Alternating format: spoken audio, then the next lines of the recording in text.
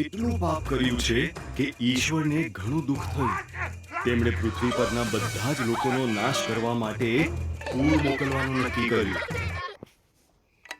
નૂહ નામનો એક માણસ હતો જે બીજા જેવો ન હતો.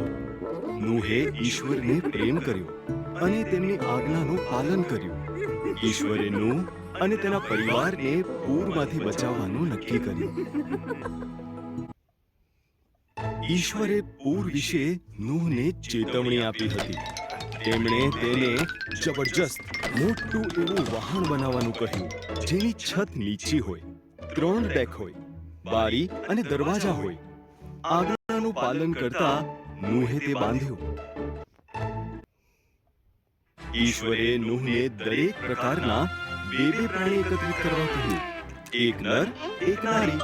પછી નૂહ, તેનો પરિવાર અને પ્રાણીઓ વહાણમાં ગયા. ઈશ્વરે દરવાજા બંધ કર્યા.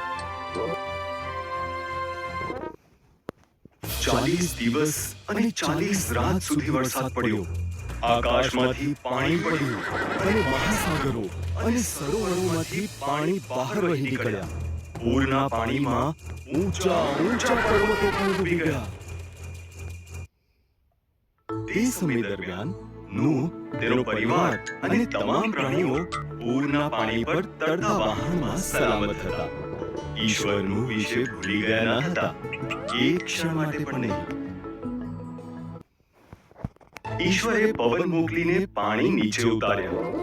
વહાણ આરારાટ પર્વત પર થંભી ગયું. નૂહે એક કબૂતર બહાર મોકલ્યું. જ્યારે તે પાછું ફર્યું નહીં, ત્યારે તેણે જાણ્યું કે તે સલામત છે.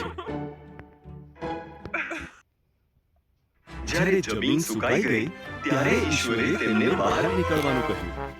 હવે ફરી કદી પૃથ્વી પર આવું ભયંકર પૂર નહીં લાવે, તેના વચન તરીકે તેમણે આકાશમાં મેઘધનુષ્ય મૂકી દીધું.